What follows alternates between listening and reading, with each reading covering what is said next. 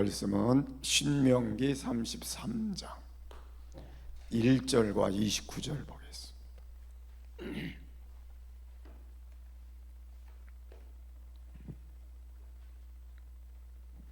우리 같이 읽겠습니다.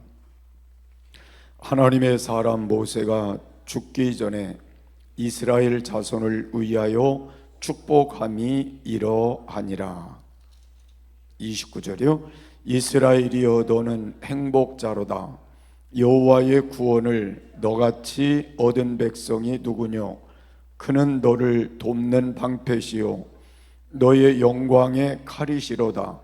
내 대적이 내게 복종하리니 내가 그들의 높은 곳을 밟으리로다. 아멘. 우리 함께 인사하겠습니다. 할렐루야. 능력 주시는 자 안에서 모든 것을 할습니다. 아멘. 오늘은 기독신자를 만드는 교회, 그런 제목을 제가 독특하게 여러분 기억될 것 되지 않을 수도 있지만 기억하시라고 제목을 그렇게 정했습니다. 기독신자는 그리스도인이란 말하고도 똑같은 말이에요. 그래서 그리스도인이 되어지는 교회, 이런 의미로도 여러분이 기억하시면 될 것 같아요. 내가 어떤 사람이 될 것인가, 이렇게 여러분이 묻는다면 자신의 인생을 좀 가치 있게 살지 않을까, 스스로 자기에게 내가 어떤 사람이 될 것인가 이렇게 묻는다면요. 또 어떤 사람은 자신이 누구인지, 또 왜 내가 사는지 이걸 모르고 산다면 어쩌면 불행할 수도 있을 것 같아요.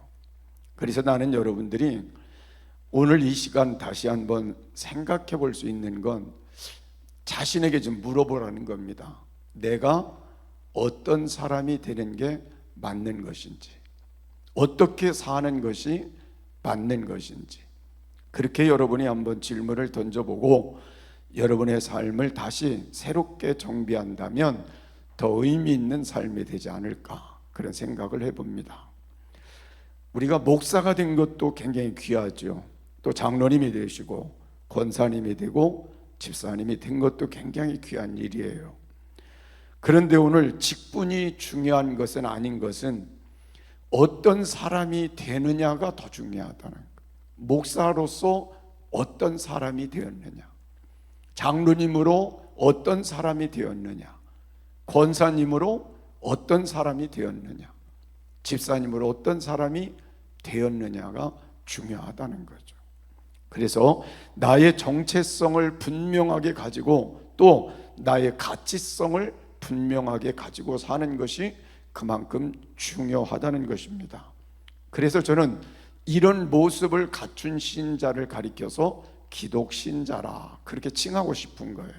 그래서 오늘 여러분이 이런 기독신자로서 어떤 삶을 살아야 될까, 오늘 성경에서 여러분에게 세 가지 정도 말씀을 나누려고 합니다. 첫 번째로는 이런 기독신자는 행복자가 되어야 한다, 그렇게 성경은 말씀하고 있어요. 한번 따라 하시죠. 행복자가 되어야 합니다.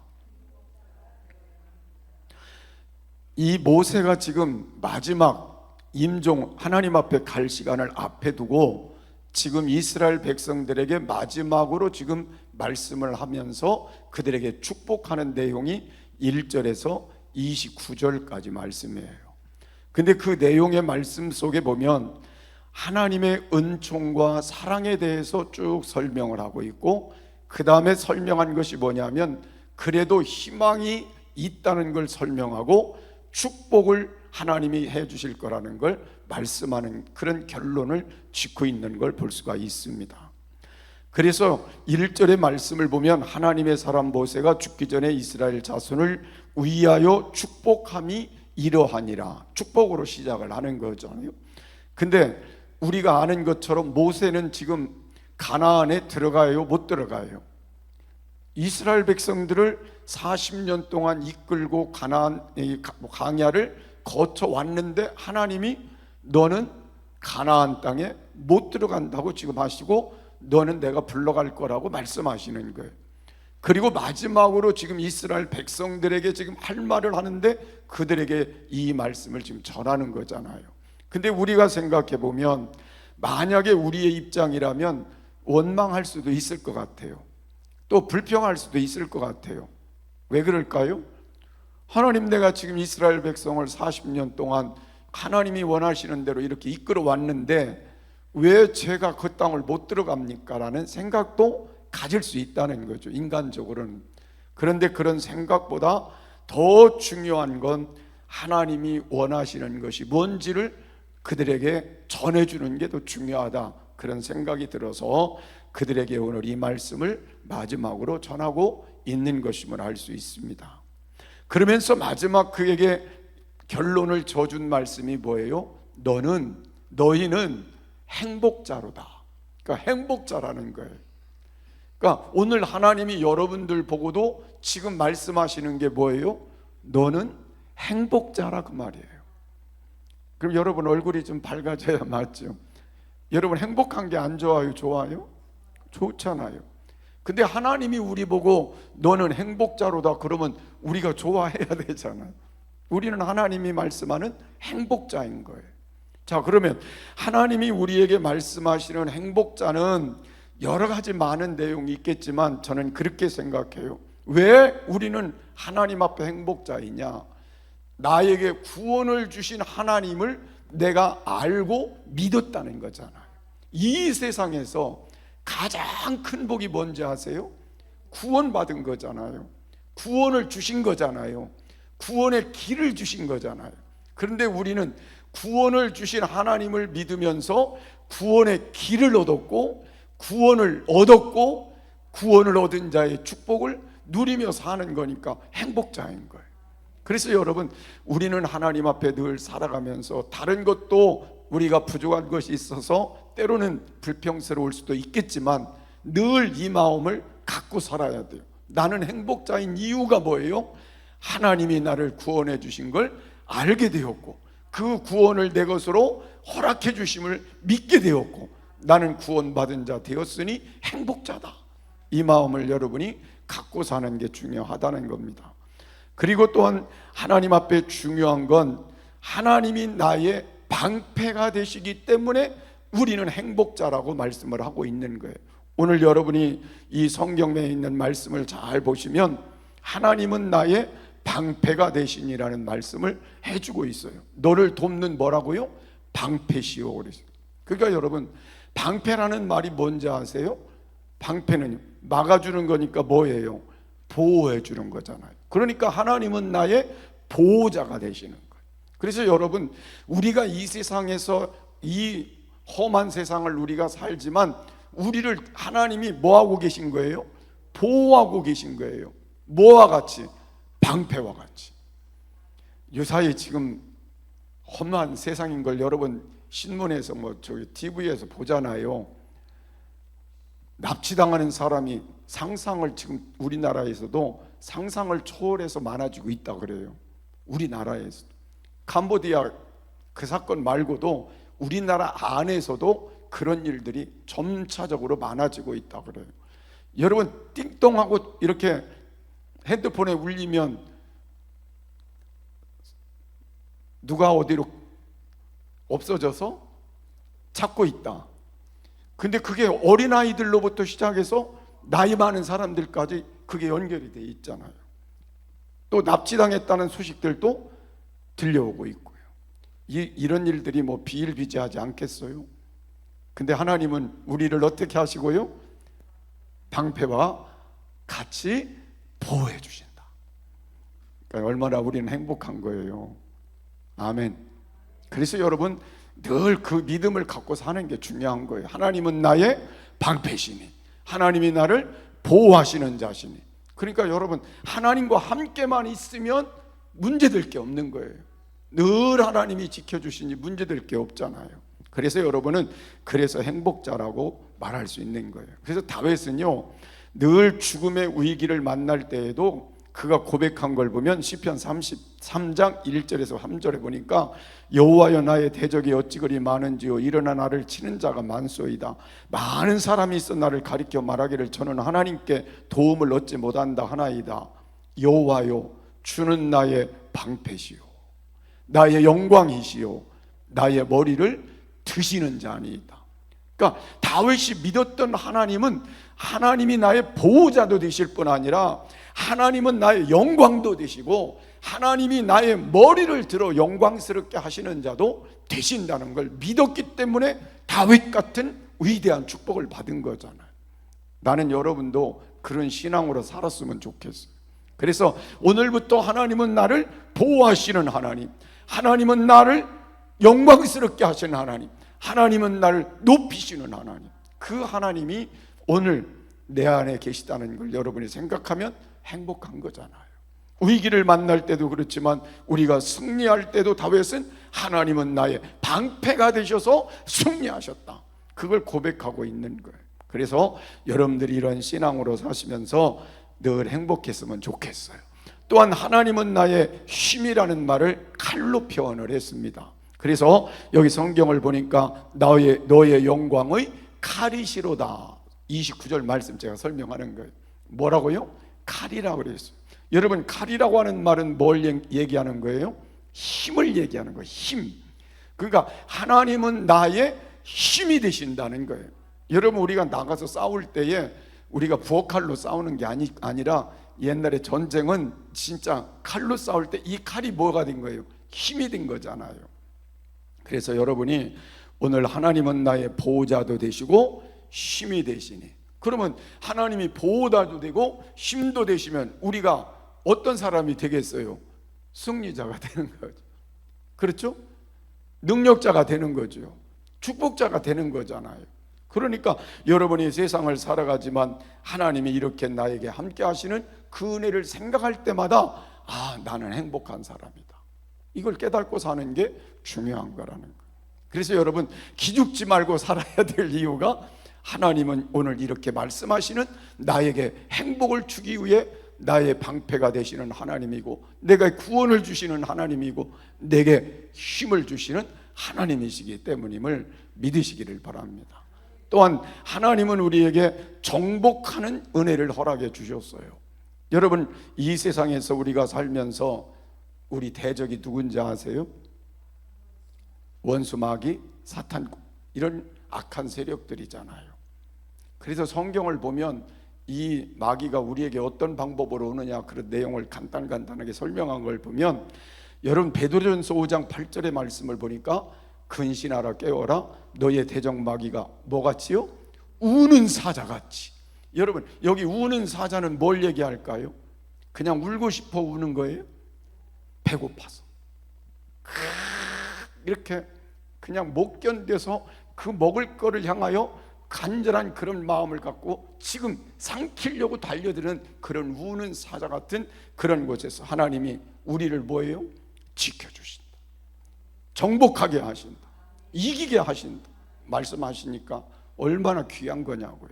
또 성경을 보니까 오늘 시몬에게 말씀하신 베드로에게 한 말씀이 뭐예요? 너를 밀가부르듯이 하리라 그랬어요. 그러니까 마귀가 우리에게 그냥 지 맘대로 우리를 까부르듯 그냥 지가 굴려가지고라도 넘어뜨리려고 하는 그런 세력으로 온다는 거예요. 또 우리가 잘 아는 대로 누가복음 22장도 그랬지만 고린도후서 11장에 가서 보면 광명한 천사로 아주 우리를 그럴듯하게 해서 유혹해가지고 넘어지게도 한다는 거예요. 그냥 막 이렇게 엄하게 오면 우리가 물리칠 수 있지만 유혹해 들어오는 거에는 쉽게 넘어지잖아요. 그래서 여러분들이 이런 것들을 생각해 보면 우리가 약한 존재인 것만은 분명하잖아요. 마귀에게서 늘 이긴다고 장담할 사람이 어디 있어요? 여러분, 오늘 하루를 살아왔고 우리가 한 달을 살아왔는데 또 1년을 살아오면서 우리가 잘 산 시간보다는 좀 실수하고 허물대고 넘어지고 화내고 나쁜 모습 속에 살은 시간들이 우리에게 또 얼마나 많으냐고요. 그래서 마귀는 우리를 끊임없이 넘어뜨리려는 계획을 가지고 도전해오고 있는 거예요. 그래서 여러분 생각해보면 사단은 우리에게 기회만 있으면 넘어지게 하고, 우리에게 기회만 있으면 실패하게 하고, 그리고 결국은 하나님을 떠나게 만들어. 그래서 교회를 버리게 만드는 일을 하는 게 사단이 하는 일이라. 그래서 여러분, 이런 불행한 삶 속에서 하나님이 나와 함께 하시는 그 믿음을 가진, 정말 하나님이 내 구원자가 되시고 방패가 되시고 힘이 되신다는 그 하나님을 믿음으로 모시고 사는 사람들은 절대 마귀가 우리에게 그렇게 할 수 없도록 만들어 주시고, 하나님은 우리에게 싸워 이기게 하셔서 높은 곳에 오르게 하신다는, 그게 오늘 성경이 우리에게 가르쳐 주시는 말씀이에요. 그러면 여러분, 하나님을 여러분이 이렇게 모시고 사는 행복한 자가 되고 싶어요? 안 되고 싶어요? 되고 싶잖아요. 그래서 여러분, 오늘부터 나는 하나님이 나의 구원자가 되시니, 방패가 되시니, 힘이 되시니, 나를 승리케 하시는 분이 되시니, 이제 나는 행복자다. 그리고 하나님만 바짝 의지하고 그 안에서 우리의 삶을 살아가는 새로운 변화들을 가져야 된다는 거예요. 새로운 도전을 가져야 된다는 거예요. 누가 뭐라도 나는, 하나님이 제일 우선의 여러분의 삶이 되어질 때 여러분의 삶을 하나님이 그렇게 이끌어 주시는 행복자가 될 줄을 믿으시기를 바랍니다. 두 번째로 오늘 우리가 말씀을 나눌 것은, 기독신자는 잘 되는 사람이 되어야 된다. 그러니까 여러분, 우리가 생각해 보면 잘 되는 게 좋아요, 안 되는 게 좋아요? 잘 되는 게 다 좋잖아요, 그죠? 그래서 여러분, 잘 되는 걸 누가 원하실까요? 하나님도 원하시고. 잘 되는 걸 누가 원할까요? 교회도 원할 거고. 잘 되는 걸 누가 원할까요? 우리 가정도 원할 거고. 잘 되는 걸 누가 원할까요? 나 자신도 원하고, 다 우리 옆에 있는 사람들이 다 잘 되는 걸 원할 거예요. 왜요? 잘 되는 것이 유익하기 때문에 그렇죠. 근데 우리에게 중요한 건 뭐예요? 하나님이 우리에게 주신 이 말씀을 잘 붙들고 그렇게만 살다가 그 길로 가면 참 좋은데, 그렇지 않은 경우들이 있어서 힘들어진 상황도 있다는 거예요. 그래서 나는 여러분이 오늘 이 말씀을 다시 한번 붙들고 잘 되는 길로 갔으면 좋겠어요. 하나님께서 우리에게 말씀하신 창세기 첫 번째 말씀이 뭐예요? 너는 정복하고 복이 되라는 말씀을 첫 번째로 하셨어요. 그러니까 하나님이 창세기 1장 27절에서 28절까지 말씀에 하나님이 사람을 지으시고 사람에게 축복하신 게 뭐냐면, 복을 주시고 생육하고 번성하고 땅에 충만하는 것이 하나님이 우리에게 주신 축복이었어요. 그러니까 우리가 이 말씀을 잘 보면 하나님이 처음에 우리를 지으시고 말씀하신 게 뭐예요? 복을 주신 거예요. 그리고 그 복을 하나님이 앞에 누리고 살도록 우리에게 주신 거잖아요. 자, 그러면 하나님은 사람에게 복을 주셨는데, 이건 그러면 하나님이 우리에게 의도하시는 건 뭐예요? 잘 되는 거잖아요. 복을 주신 하나님이 우리에게 의도하는 게 뭐예요? 잘 되는 거예요. 다 잘 됐으면 좋겠다. 그게 하나님 의도예요. 그랬는데 사람들이 잘 되기를 바라지만 또 하나의 문제점을 갖고 있는 게 뭐예요? 하나님이 원하는 방법대로 살지를 않기 때문에 또 잘못되는 거예요. 맞아요, 틀려요? 그래서 하나님의 의도는 다 복을 받고 잘 되기를 원하시지만, 그걸 누가요?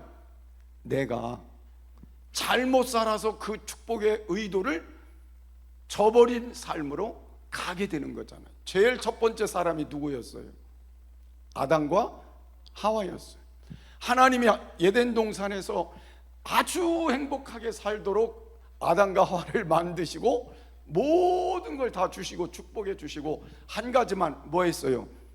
선악과만 따먹지 마라 그랬는데, 다 그 많은 거 다 누려도 되는데 꼭 먹지 말라는 뭘 먹어서요? 선악과를 먹어서 불행하게 된 거잖아요. 그러니까 우리가 신앙생활은 딱 여기다 초점을 두면 돼요. 하나님이 하라고 하신 것만 따라서 살면 돼요. 하지 말라고 한 거는 안 하면 되는 거잖아요. 그러면 우리가 어떤 사람이 돼요? 잘 되는 사람이 되잖아요.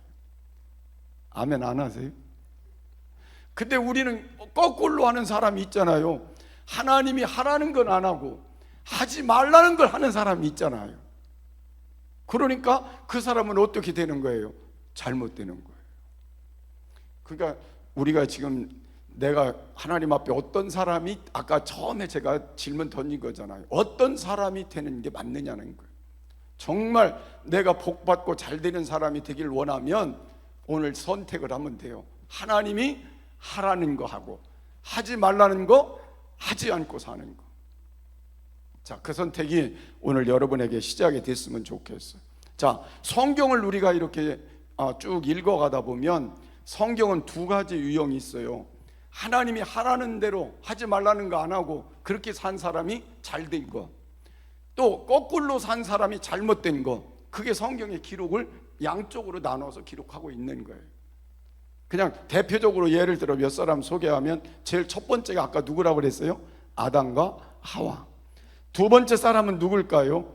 제가 선택해 보니까 이스라엘의 초대 왕이었던 사울이 하나님께 얼마나 귀한 선택을 받았어요. 이스라엘의 첫째 왕이 됐으니까 하나님 앞에 선택을 잘 받았는데, 그가 하나님이 하지 말라는 거 결국은 해가지고 하나님께 어떤 사람이 됐어요? 버림바가 됐잖아요. 그래서 저는 하나님 앞에 이 말씀을 잘 성경을 읽으면서도 비추어 본다면, 내가 잘 되는 비결은 여기에 있고 안 되는 비결은 여기에 있구나. 이걸 우리가 이렇게 찾아서 살아가면 우리의 삶이 더 복되지 않을까, 그런 생각을 해보는 거예요. 잘 되는 사람이 되지 않을까.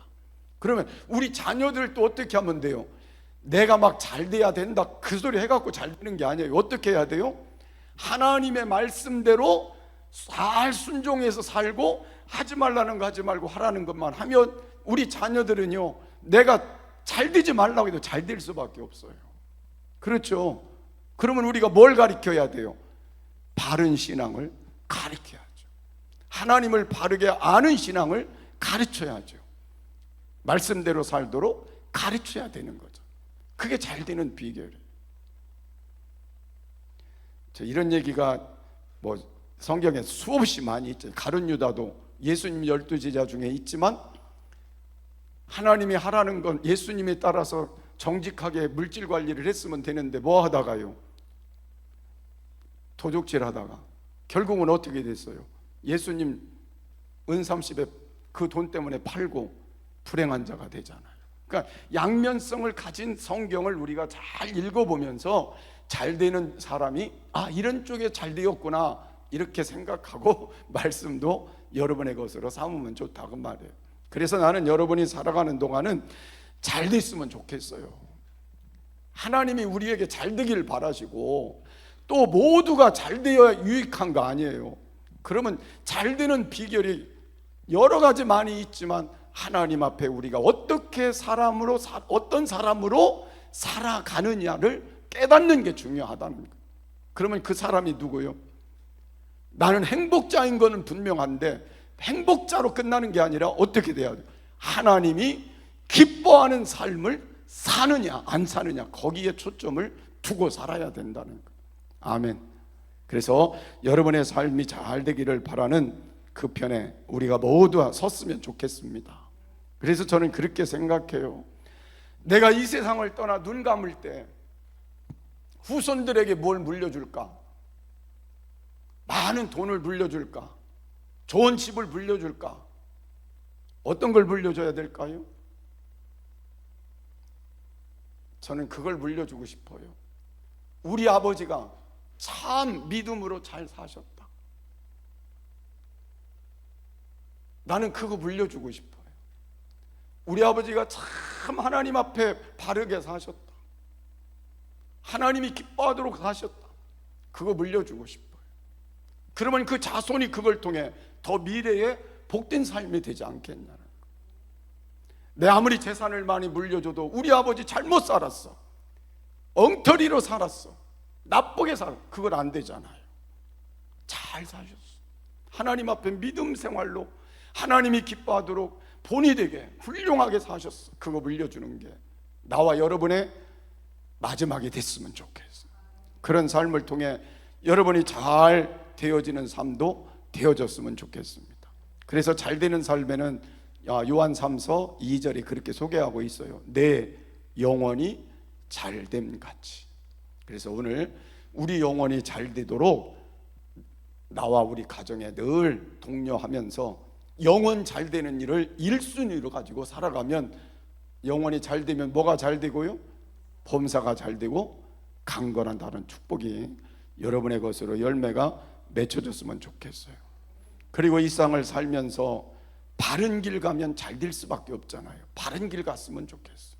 그리고 여러분이 지혜로운 길을 잘 선택해서 가시면서 하나님 편에 우리가 바르게 살아가는 그 삶 때문에 나도 잘 되고 자녀도 잘 되고 교회도 잘 되고 여러분 주위가 잘 되는 귀한 축복이 있기를 바랍니다. 우리 손을 이렇게 하고 한번 해보시죠. 나는 잘 될 겁니다.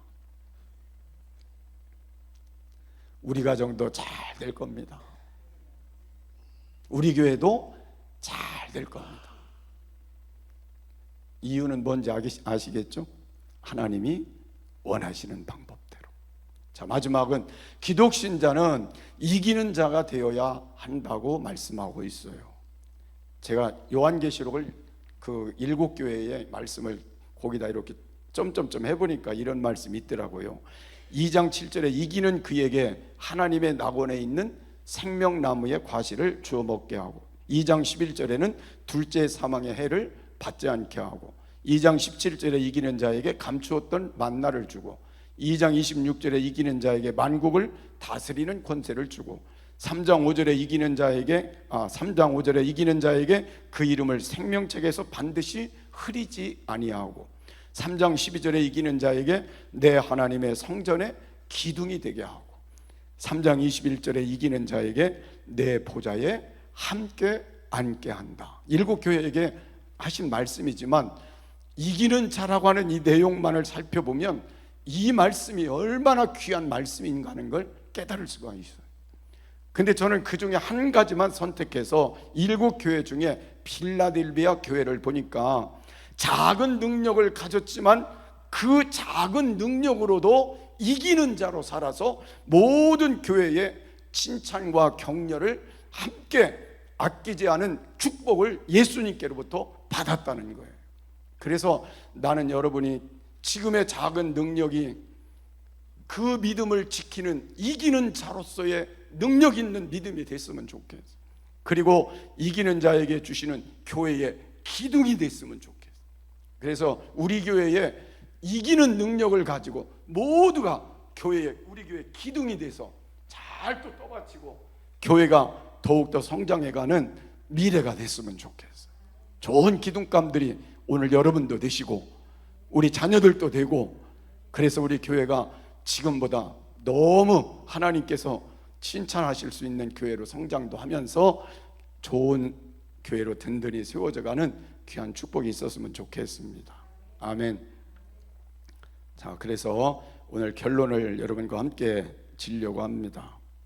자, 이기는 자에게 21장 7절에 뭐라고 말씀하셨냐면, 이기는 자는 이것들을 유업으로 얻으리라. 나는 저희 하나님이 되고 그는 내 아들이 되리라.